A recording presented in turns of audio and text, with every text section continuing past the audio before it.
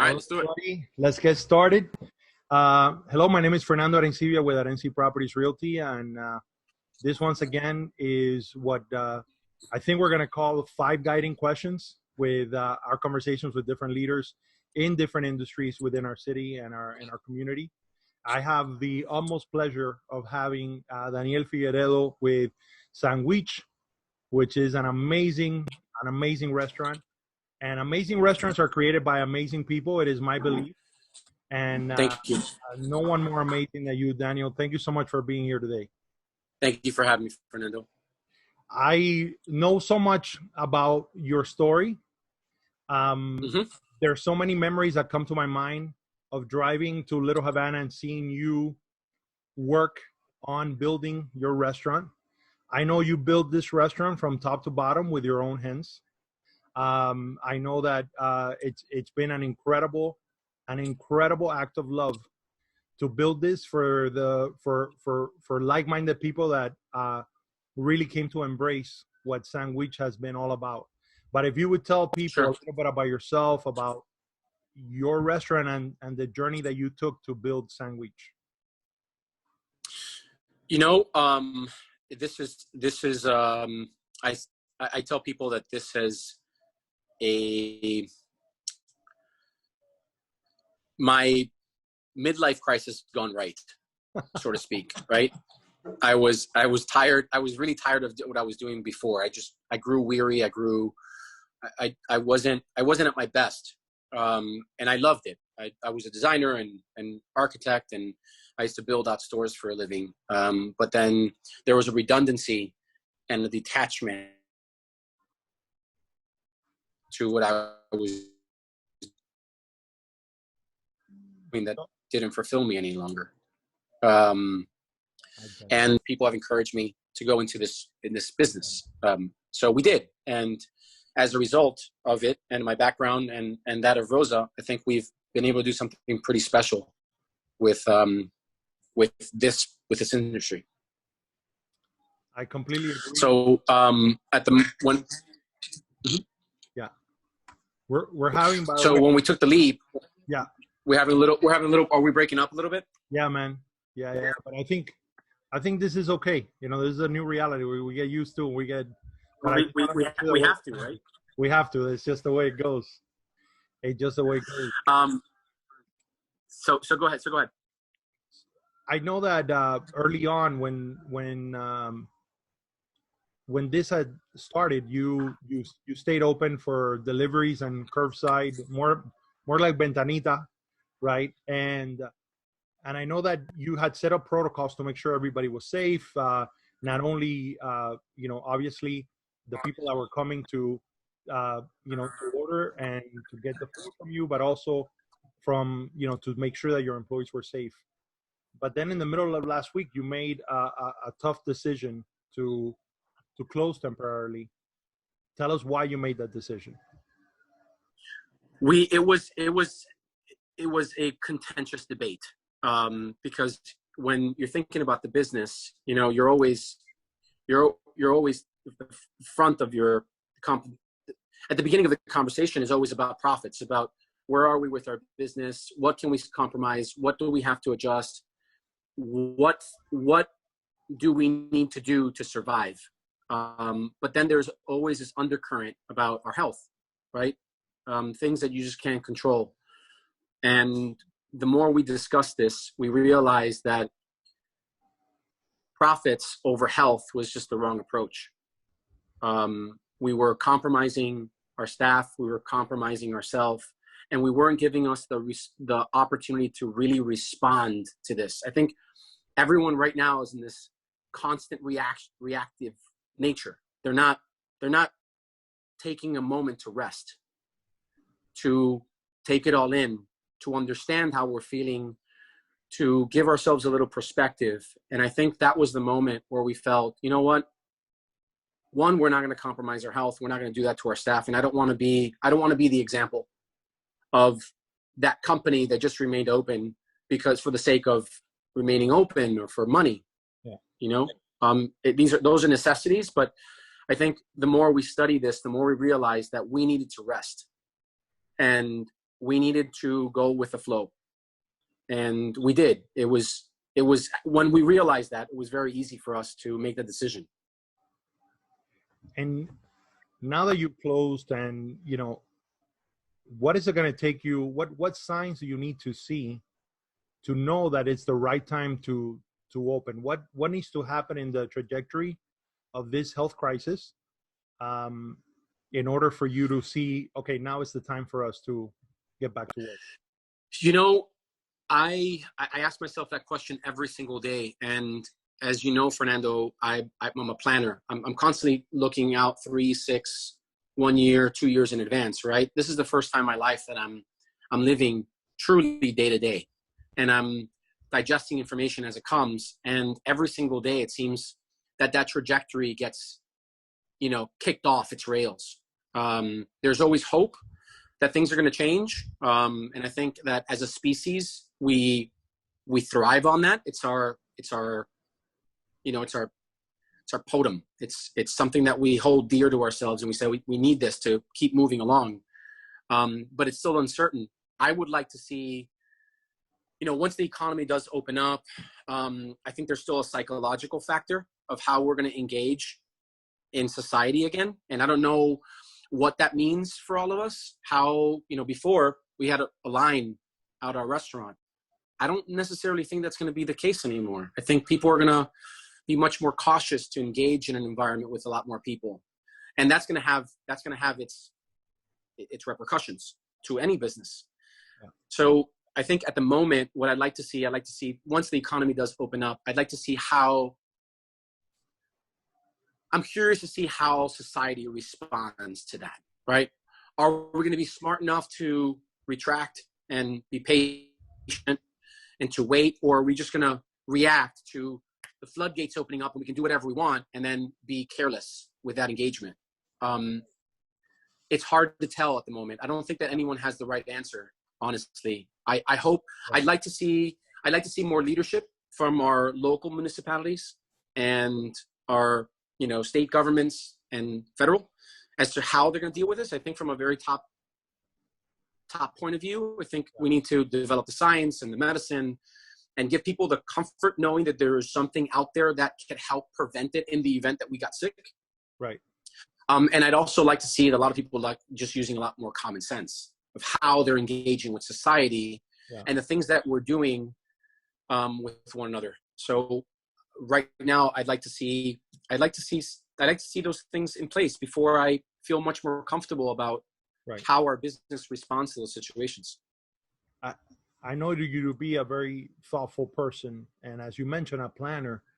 And since you mentioned it, let's just dive right in, because this is a monumental moment for the restaurant industry, right? I believe that you, like many other industries, are going to be forced to pivot, but I think none more than the restaurant industry to a degree. I know that some restaurants, unfortunately, are not going to make it. How concerned are you about what you just mentioned about the changing of people's behavior? And, is it your approach more about, I'm going to see how people behave and then I'm going to adapt? Or are you trying to accelerate and get to a point where you say, like, this is how I think people are going to be comfortable to once again come to the restaurant to feel comfortable enough to be in this environment? That's a good question. I've been working alongside with Rosa and friends and partners of the business to figure out the strategies of what we need to do when we do reopen, what that means to us, right? Do we need any menu changes? What other features of the business we have to inherit to make it more attractive to draw those people in? What technologies we need to put in place to make it easier for people to order? What efficiencies we need to build into our business to make that experience better than it was before? These are all legitimate questions, right? So we're all working on a plan to help drive those KPIs so it allows us to respond to what's happening currently. Right. But a lot of that is trial and error, right? What we think might work might not work. And we don't have a market right now to test that. Yeah. where it's all based on a hypothetical, on the what if. You have a feeling in this business, and you have a feeling of what the market might respond to, but the truth is you just don't know. At the moment, we are working on a menu revision. I am working on bringing on certain technologies that might help. We are working on driving some of those efficiencies. So when we do open, everyone understands what our roles are, and we can maximize our positions when we're here so we can get orders out faster and get that customer experience that we expect from our business. So these are all things that we're doing. Yeah. Nevertheless, there's still that big question mark as to when we're going to execute that, because we don't know when we're going to open. I'd like to open tomorrow, honestly, but there's so many factors that come into play when reopening a restaurant. And right now, one of them is obviously payroll. How do you support the weight of payroll and balance like my personal life? My wife and I, as you know, we have 2 children. My wife and I, unfortunately, can't be here at the same time to spread that labor weight, right? And take over a lot of the responsibilities. Right now it's me, and my wife is at home. She's with the girls, and the next day I'm home with the girls, and she's here. And so we need people to fill in, and that costs us money. And so until we see more from what's happening currently in the market, I'm sure you and I will touch base on that in just a moment, we'll feel more comfortable to open up and then execute all the things that we're planning to do to help us get to a place that we were before. Well, let's get into that, because that's what I wanted to find out. We you read on the news about all the programs that came out of the CARE Act, the SBA Paycheck Protection Program, obviously the disaster loan, the economic disaster loan program was already in place. It had been used in the past for national emergencies like, hurricanes and tornadoes and things of that nature. Now it's being utilized for COVID-19. And of course, there's the bridge loan with the state of Florida. I know you've looked at all these things, and I'm sure that you have. Where are you? Are you at that stage? Have you applied for those programs? How are things going, and how are they being processed? Yeah, at the beginning, like we said, everything was pure reaction, and the bridge loan came out, and then came out that economic disaster relief loan, and it was one thing after another, and we were very optimistic at the very beginning. Partially, to a fault, right? We believed that yes, it's a pandemic, but we couldn't comprehend the severity of it. I don't really think that anyone could. It's not. We're not at that level, right? We're in the grind every day. We're operating. We're making sandwiches. We're engaging with our community, and you lose sight of that. And so I think to a fault, we were optimistic, and we didn't react like other people reacted. Maybe we should have, in hindsight. Maybe not. We were a little more patient with how we were going to respond. We've been through this. We've been through a number of cycles up and down before. And you and I both know, 10 years ago, we were in a similar circumstance. And I remember reacting. And I remember many of the mistakes that I made when I reacted. And there was a calm in me when this happened. Yeah. And I waited, and I was patient. And as the dust settled, it became clearer to us what path we had to take. And so once the stimulus package was approved and we had access to a PPP loan, that's the direction that we took. We applied for it when it opened. It opened technically on the 3rd, but as you know, there was some setbacks with the banks and who can process what and when they can process when. And so we bank with TD Bank, and TD Bank opened up the SBA process on Monday. And on Monday of last week, I believe it was the 6th, we applied for the loan. And right now we're kind of a sitting and waiting duck in a large pond and asking ourselves, what next? What happens? There's no engagement. There's nothing. They have an application, but we don't know where it's at in the process. That also has a lot to do with your next step, right? Your next course of action. It's knowing exactly what you're going to get approved for, what you're going to be able to do, so that then you can better plan and move things forward. I mean, after all, that was the purpose. That is the purpose of these programs, is to make sure that you have the working capital and the ability to then formulate a plan forward as we are, God willing, flattening this curve and getting to some level of normalcy. Sure.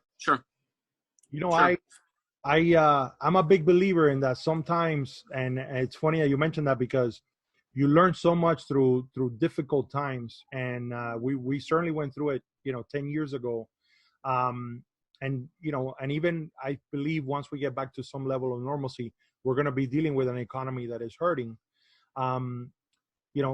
but I believe that this concept of the obstacle is the way. Sometimes the thing that is hitting you in the face, that is preventing you from getting to the other side, sometimes the point is not to circumvent it or go around it, but sometimes the only way is to go through it, and hopefully at the other end you're stronger, you're faster, you're better equipped.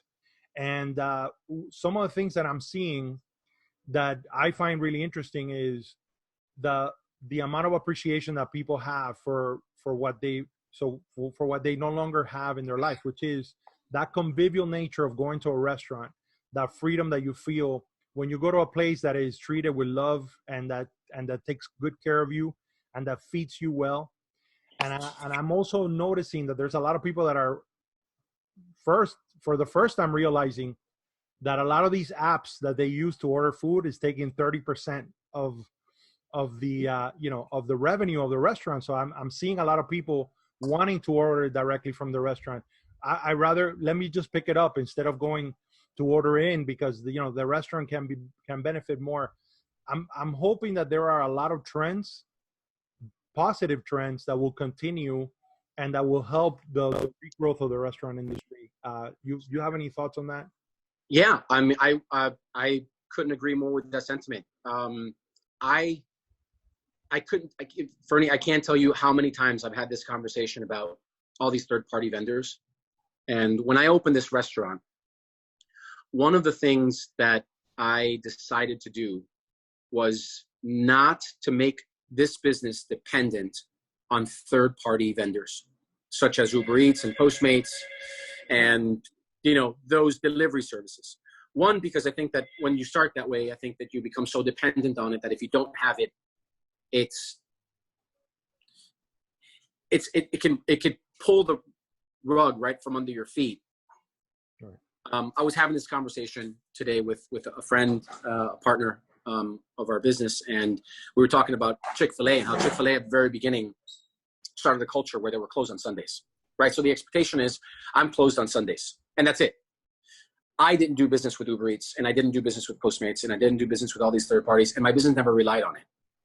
And we were profitable as a result, right? People understood that this is an environment you come and you eat the sandwich. In fact, you would come in here and some people would take something to go, and my staff and I do everything possible to convince that individual to stay here and eat the sandwich. Because at the end of the day, you got to eat the damn sandwich. You got to eat it somewhere, right? You're not either standing up, sitting in your car or at a park. But this environment gives you a sense of space, of family, of love, that the sandwich kind of tastes a little better here. Yeah. Right? And I didn't rely on those systems to keep this business afloat. So when things really took a dive, it was an unfortunate decision, an unfortunate circumstance, and a very difficult decision was to jump on those platforms, because despite those 30%, that platform did provide us with a revenue that we needed desperately. But then I realized that I'm making a grave mistake. I'm taking 30% of whatever we're bringing in and giving it to a company that doesn't really understand my business, and I'm creating a new culture with our customers that never was in place before. So I'm glad to see that in a very short period of time, people really understood what it is to order on these platforms, and the amount of money that these platforms take from a small business enterprise like myself. Listen, 30% is a substantial amount of money. We work with very small margins. We're not retail. We don't have all these I was in retail before. I know the margins that are built in. Even when you're buying something at a markdown, you're making money. Right. In this business, you're not. It's very difficult to sell a Cuban sandwich at $25. Yeah. Right? There's the perceived value and there's the real value. And sometimes you have to find that little soft spot that allows you to conduct business, make enough margin. And if you're taking 30%, yeah, you know, you're just basically paying to keep the lights on, but the business is not really generating income to be innovative and to bring out new products and to reinvest in itself. Yeah. So I'm glad to see that you feel, as a consumer, one that's engaged with my business many times, and I'm thankful for it, that even you understand that engaging differently with a small business like myself is important. It's important for, one, the social aspect, right? You're no longer detached from the business. You're right. doing something. You're a little more active. Yeah. You're not sitting on the couch, you know, Yeah. ordering on the phone and waiting for, you know, Javier and Jose to pop up and drop off a Cuban sandwich, right? The experience is lost. I'm gonna tell you, I was thinking about this the other day, that I grew up watching Cheers on TV, Yeah. right? Yeah. And I always loved that sense of camaraderie and the sense of this idea of, you know, where everybody knows your name. Sure. The one thing that I have absolutely love about all the places that I visit, specifically your restaurant, is that I always get that sense, which is why we go to the places that treat us in that manner, you know. Sure. And it's great to have that one-on-one interaction with the owner of the business, with the person that is most vested in making sure that you have an excellent experience, you know. And I think that, you know, we're always going to crave that. So whether we're going to have less density in the restaurants, maybe the tables aren't going to be close to each other as before, maybe we're going to have a little bit of a different experience. I don't think that we ever, as human beings, will lose the need to connect and the need to experience things collectively together. I don't think it's in our primitive nature, honestly. I think we're social beings. We have to be around people. I mean, look what's happening to people right now. They're enclosed in their houses, Yeah. and there's no engagement, and it's driving them nuts. Right. And then we're resorting to these Yeah. virtual experiences to get us a little closer to that human touch, right? I wish I can reach out and give you a hug, but I can't, right? And I miss it, and we need it. Yeah. One of the things that I think about is, you know, your wife is amazing. Thank you. You have two beautiful, just the most adorable daughters. Okay.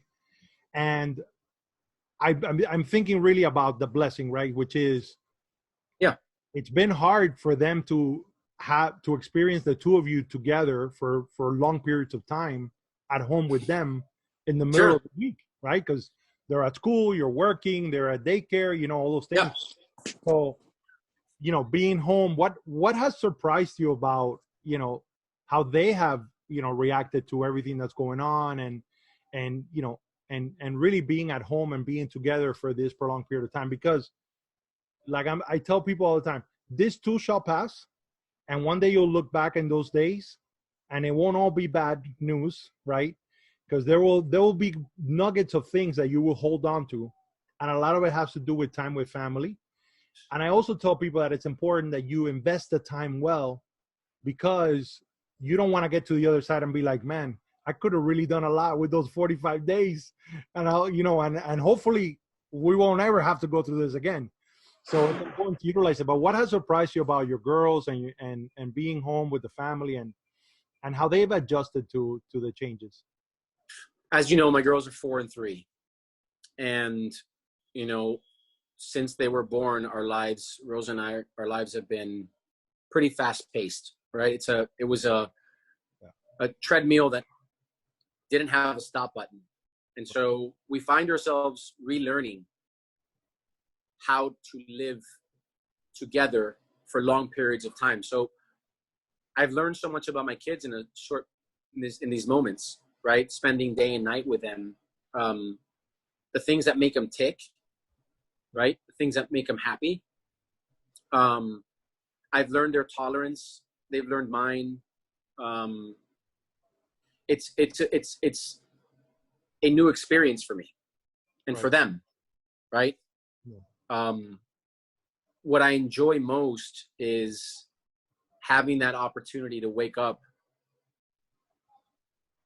9, 10 o'clock in the morning and have them sleep in my bed.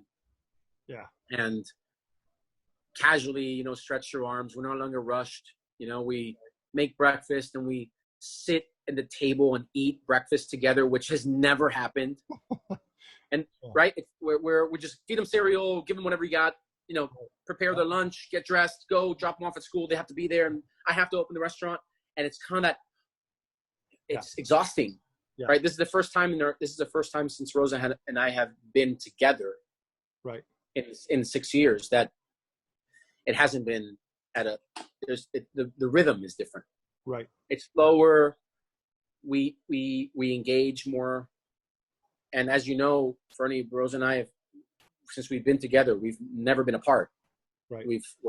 We're always together. But the engagement's different, right? Now we have more time to really sit down and talk to each other like we haven't before, right? Yeah. It's always focused about the moment, like, okay, the business, the kids, the school, there's always something, but there's never this time to digest our lives and have a cup of coffee and sit on the couch and say, hey, how are you doing?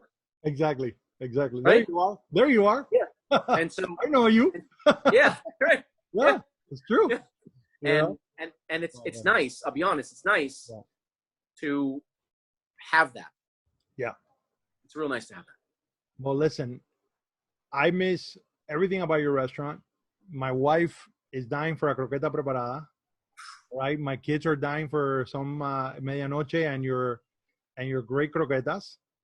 And but most of all, I'm really looking forward to going to the Ventanita to say hello to everybody, and I can't wait to give you a hug and a kiss.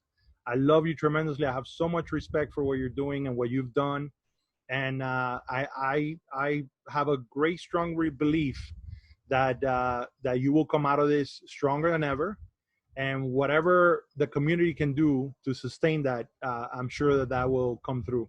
So God bless you, brother. God bless your family. Thank you so much for taking the time to have this chat with me and for giving us a little insight as to what's going on within your restaurant and the restaurant industry. Fernando, I couldn't be any prouder to be your friend. Oh my God. That means I love you, brother. God bless. God bless you, man. Bye.